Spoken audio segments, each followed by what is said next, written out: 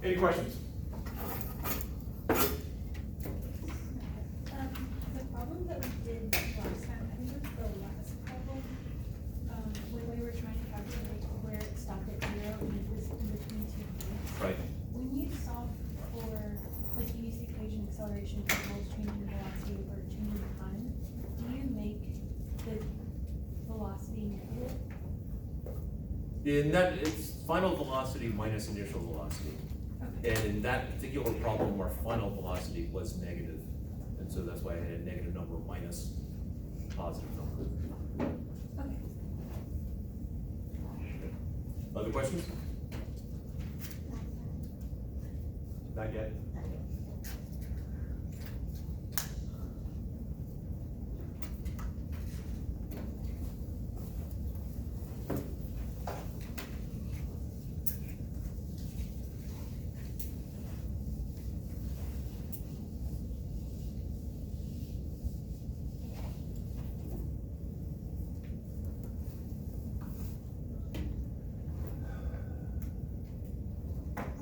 Okay, so we got master set due on, so for chapter 3 due on Tuesday and no more quiz on Thursday. All right.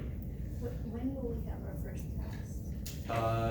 Well, I'm going to start on chapter 4 now. 4 and 5 won't take as long as 2 and 3 did. Oh, So I guess we'll find out. If things go really quickly today, then we'll find out at the end of the day. Oh, well, I'm thinking about it.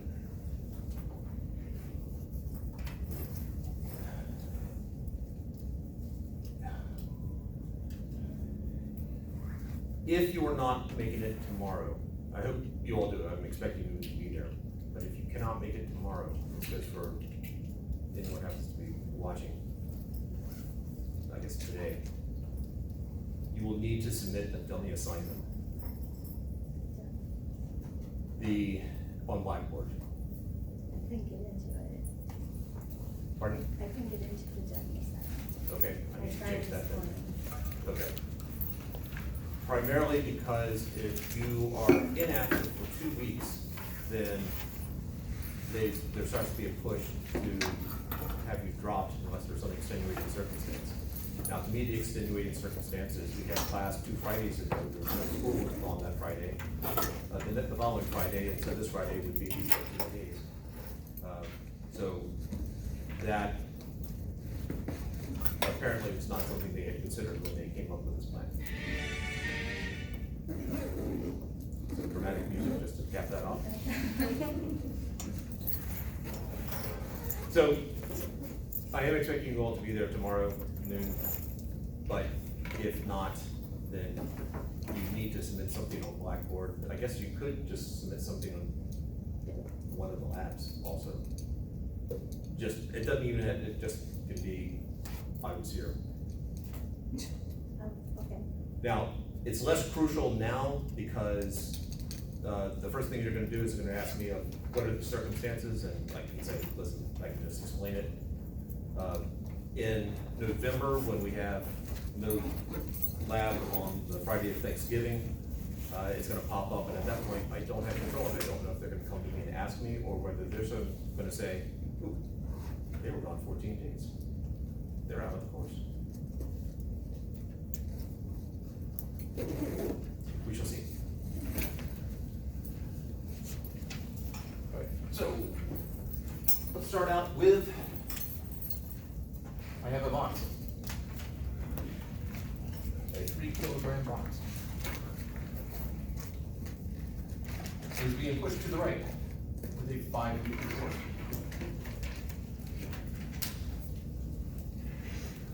This is an example of I am given no source for it. It's an unknown source. There's just 5 newtons pushing on the box to the right. There is going to be some mysterious object over here with a 5 Newton force pushing back on it, but in terms of force diagrams, this is irrelevant. What I want to know, though, is what is the acceleration of this mass?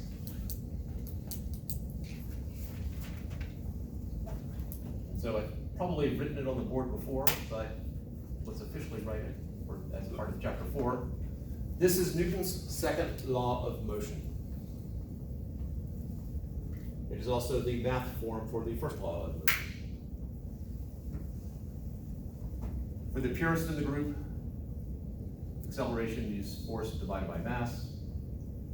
It's all a matter of cause and effect, but F equals ma is the way I'll typically write it.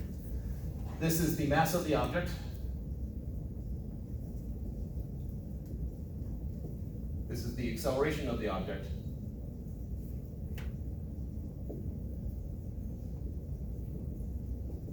And this is the total force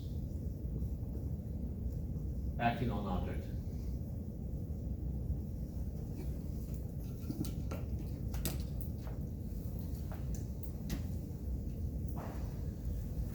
Now typically it is just written as a plain old F, and you're just supposed to know it's a reference to the total force acting on the object. So in this particular case, we can come up with an answer relatively simply. I'm just going to say that to the right is positive. And so I'll end up with 5 is equal to 3 times A. How do you solve for A? 5 divided by 3. And so A is equal, if you like fractions, 5/3. What will the units be? Meters per second squared. Or for you decimal fans, 1.6 repeating, meters per second squared. Either one.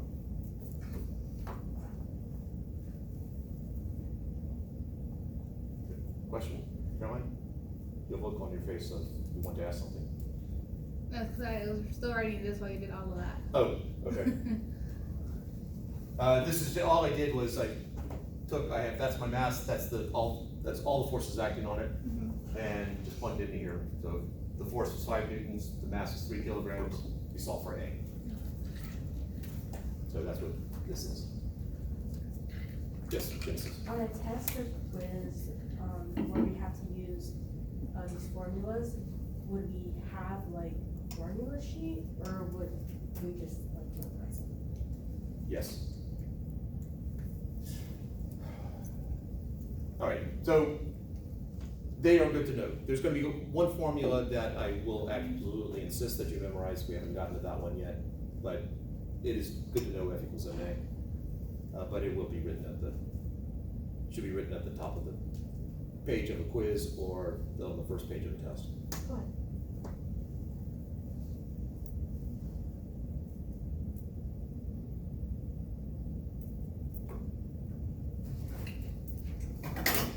So, newtons over second is the same as mass over second squared. No, all right, so let's talk about what a newton is. Sorry. Apparently my reading skills are off. All right, so we have this established. This is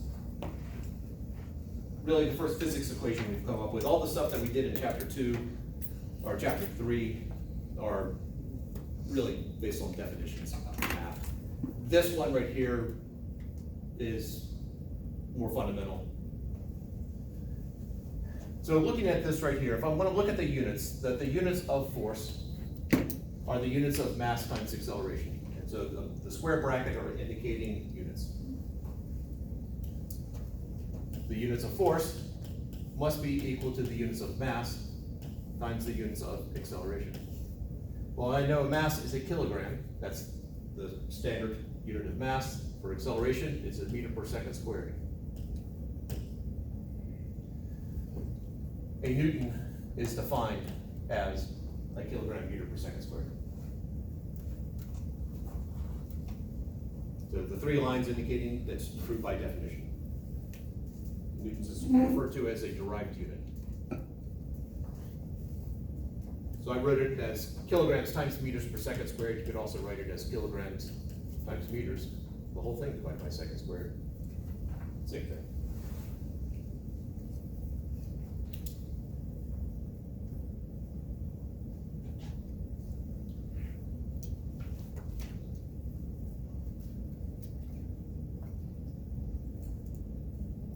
So over there, in terms of units, that was 5 newtons divided by 3 kilograms. So 1.6 repeating newtons per kilogram, or meters per second squared, how we accept it. You would accept units per kilogram. Yes.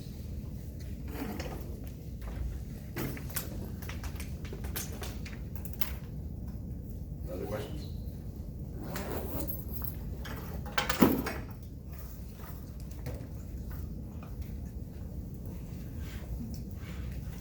All right, let's make it a little harder.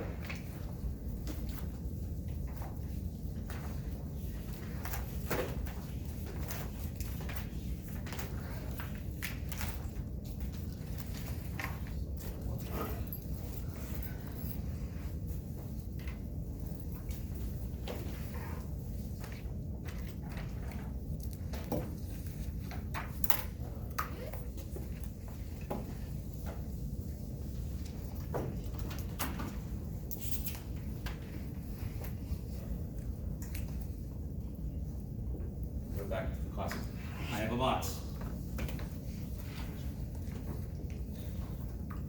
Make it a 5 kilogram box. Being pushed on by a 6 Newton force to the right and a 3 Newton force upwards. What is the acceleration of the box? Again, plug it in F equals ma. Force equals mass times acceleration. What is the force?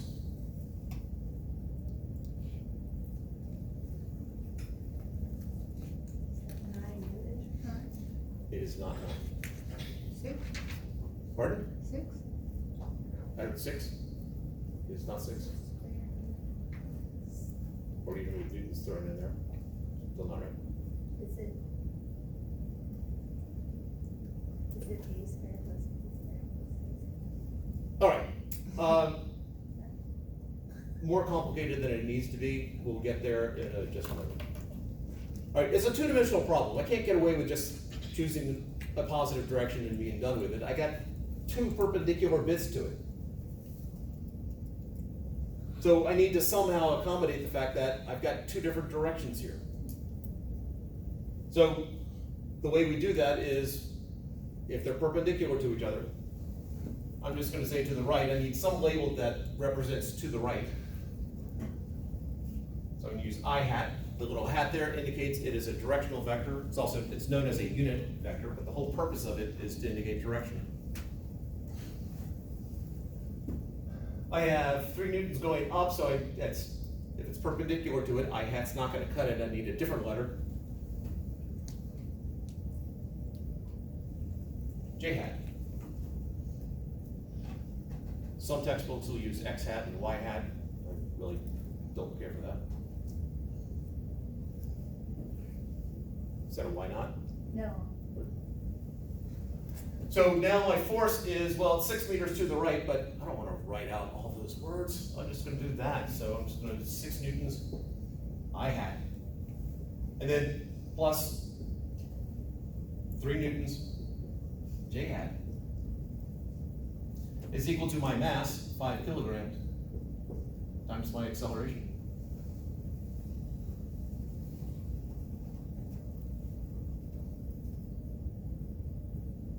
How do I solve for acceleration? So we divide the right-hand side by 5 kilograms, we divide the left-hand side by 5 kilograms. Do recognize that when I divide the left-hand side by 5 kilograms, I divide the 6 and the 3, both. So I end up with 6 divided by 5, which is 1.2 I hat, plus 3 divided by 5, which is 0.6 J hat. And then let's not forget units, meters per second squared.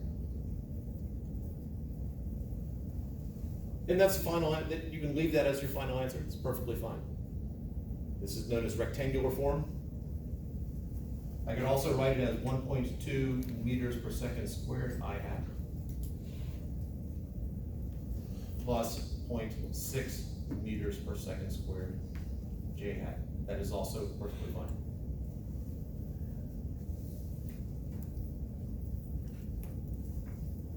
And again, for the first time, if you wanna put it, just write it just once, please make sure the parentheses are in there. If you drop the parentheses and just write the units once, you're implying just only the second part has those units, not the first part.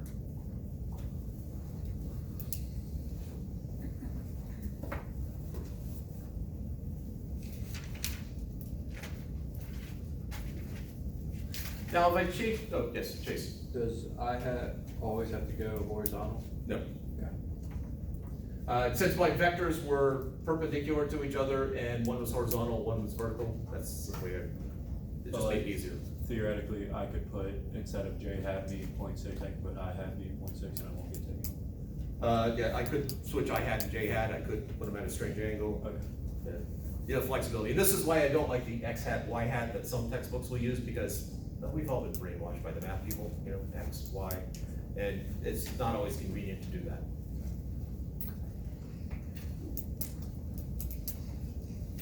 Now, do we have to draw the J hat, I hat? You do need to define it, it's, Do you I hat, know J hat which- is not automatically defined, Okay, so you know which ones were yes. attached to each one? I could also, in terms of unit vectors, I could have said I hat was to the right or left, and I could have said J hat was down. What would change in my final answer? If I said J hat was down? Would it be negative? 0.6. Yeah. Over here, J hat was up, it's in that, the positive J hat tells me that it's in that direction, but over here, up is negative direction, because I said J hat was down, so this, so if I establish this, this would be 1.2 I hat minus 0.6 J hat. Meters per second squared. It's all a matter of, I just don't feel like writing out to the right or up, so we go up with a shorthand. Questions here? Where are the questions? Yes? So in the equation, should I hat always come first? It doesn't have to, traditionally it does, but it's not required.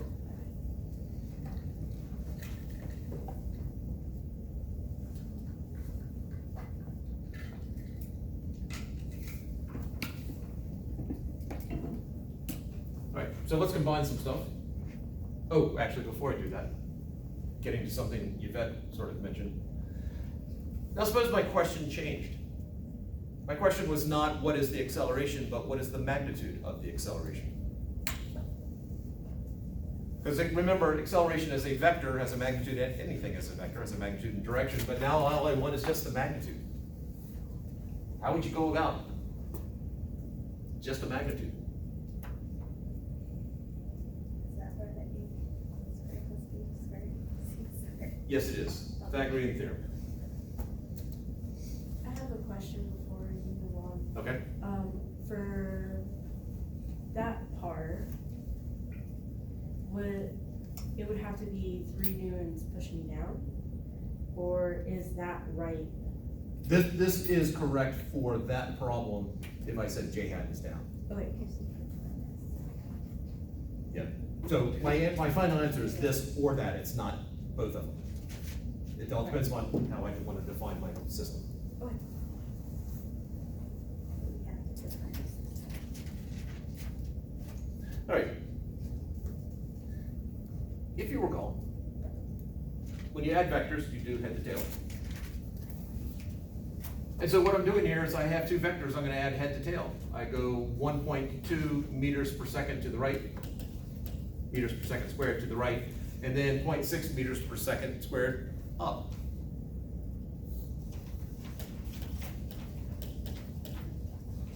And then my resultant is just from where I begin to where I end.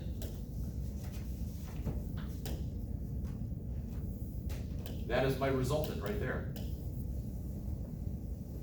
It is a right triangle. I hat and J hat are perpendicular to each other. And if I have a right triangle, I can use Pythagorean theorem. So 1.2 squared plus 0.6 squared is equal to r squared. I should have picked numbers that I could have done in my head, but I didn't. 2.04. So r is 2.04. Is that what you said, or is that r squared? are, okay.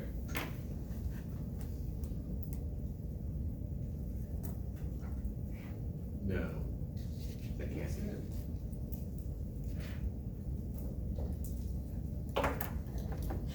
No, 1.8. What'd you get? 1.8. No, not by 1.8 either.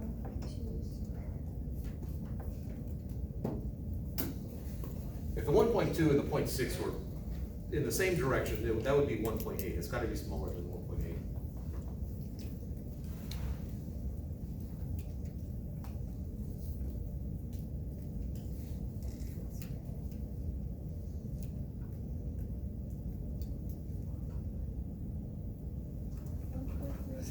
$1.34? 1.34? That's where we will win. Okay. All right, so 1.34, and so the magnitude of my acceleration, which I can write more than one way, of course. The magnitude of my acceleration. We got a different answer? 1.34 meters per second squared. That is the magnitude.